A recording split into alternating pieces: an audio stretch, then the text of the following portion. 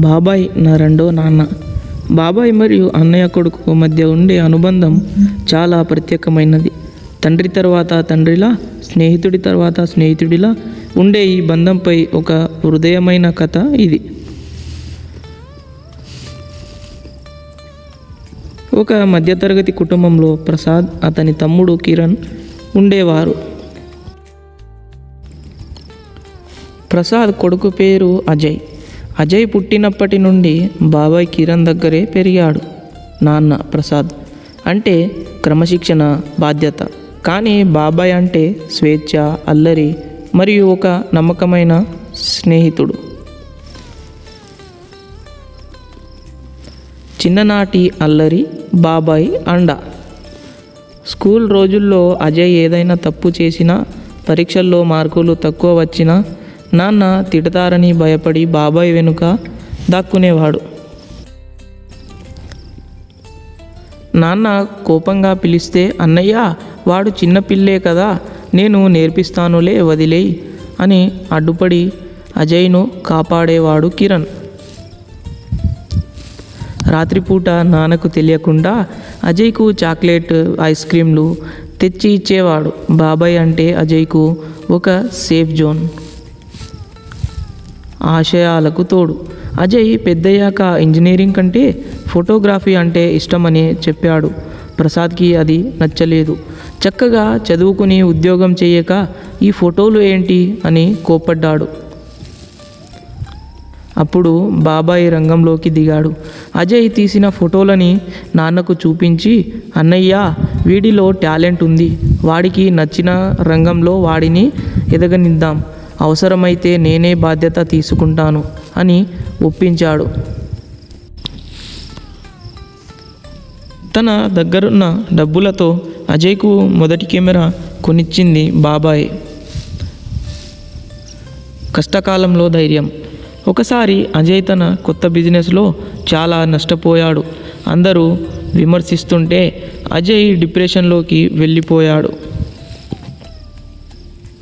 అప్పుడు బాబాయ్ అతన్ని దగ్గరకు వచ్చి కూర్చొని ఇలా అన్నాడు, రే అబ్బాయి, ఓడిపోవడం అంటే కింద పడటం కాదు, కింద పడి మళ్ళీ లేవకపోవటం. బాబాయ్ పెళ్ళి అజయ్ బాధ్యత. కాలం గడిచింది. కిరణ్ బాబాయ్ పెళ్ళి చేసుకున్నప్పుడు అజయ్ తన సొంత తమ్ముడి పెళ్ళిలా దగ్గరుండి అన్ని పనులు చూసుకున్నాడు.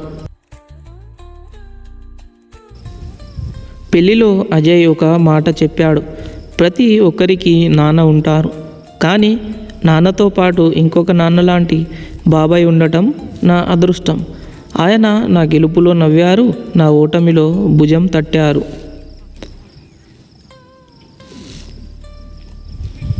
తరం మారుతున్న తరగని అనుబంధం. అజయ్కి పెళ్ళై పిల్లలు పుట్టిన తర్వాత కూడా బాబాయ్తో అతని బంధం ఏమాత్రం తగ్గలేదు. ఇప్పుడు అజయ్ కొడుక్కి కూడా కిరణ్ తాతయ్య కంటే ఒక సీనియర్ ఫ్రెండ్గా మారిపోయాడు. వయసు పైబడిన తండ్రి ప్రసాద్కు అజయ్కు మధ్య వచ్చే చిన్న చిన్న మనస్పార్థాలు కిరణ్ ఇప్పటికీ తనదైన శైలిలో సర్దుబాటు చేస్తూనే ఉంటాడు. నీకు మీ నాన్న ఎలాగో మీ అబ్బాయికి నువ్వు అలాగే ఉండాలి అంటూ అజయ్కి తండ్రి బాధ్యతలను గుర్తు చేస్తుంటాడు.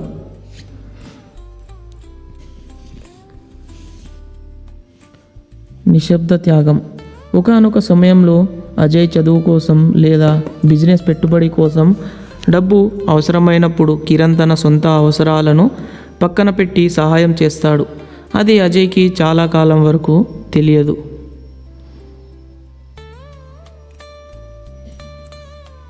తరువాత ఎప్పుడో తెలిసినప్పుడు, ఎందుకు బాబాయ్ అంత కష్టపడ్డావు అని అడిగితే, నువ్వు నా తమ్ముడి కొడుకువి మాత్రమే కాదు, నా ఆశయానివి, నువ్వు గెలిస్తే నేను గెలిచినట్టే అని నవ్వుతూ చెప్పే బాబాయ్ మనసు అజయ్ని కన్నీళ్లు పెట్టిస్తుంది.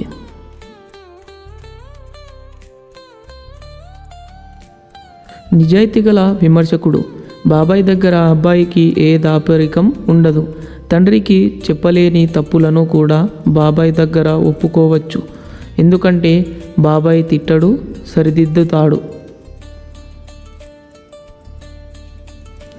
అమ్మ తర్వాత అమ్మ లాంటి ప్రేమ.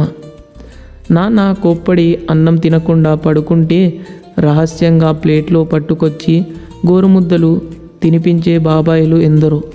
కుటుంబానికి వెన్నుముక్క. అన్నయ్య గౌరవాన్ని కాపాడుతూనే అబ్బాయి కలలను ప్రోత్సహించే బాబాయ్ ఆ కుటుంబానికి ఒక బలమైన పిల్లర్ లాంటివాడు. ఈ బంధంలోని గొప్పతనం. Life lesson. స్నేహం. బాబాయ్ అనే వ్యక్తి తండ్రికి ఉండవలసిన గాంభీర్యం, స్నేహితుడికి ఉండవలసిన చనువు రెండిటిని సమాపాలంలో కలిగి ఉంటారు.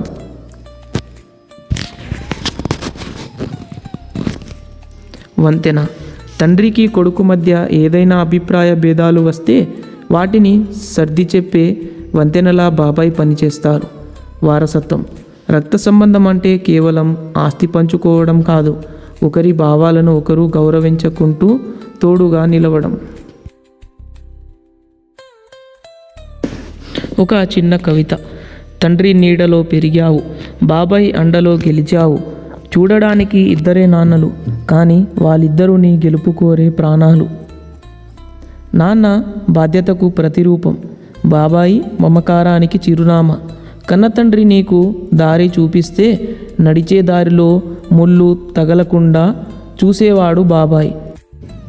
రక్త సంబంధం పంచిన బంధం కాదు ఇది, ప్రేమతో పెనుబడిన ప్రాణబంధం. ముగింపు. ఈ కథ మనకు ఒక విషయాన్ని గుర్తు చేస్తుంది. ఇంట్లో బాబాయి ఉంటే ఆ బాబాయికి జీవిత పాఠాలు చెప్పడానికి బయట గురువులు అక్కర్లేదు. నాన్న మార్గం చూపిస్తే ఆ మార్గంలో ముళ్ళు లేకుండా చూసుకునేవాడు బాబాయ్. ప్లీజ్ డూ సపోర్ట్ మనసు మాట one YouTube channel. Like, share and subscribe.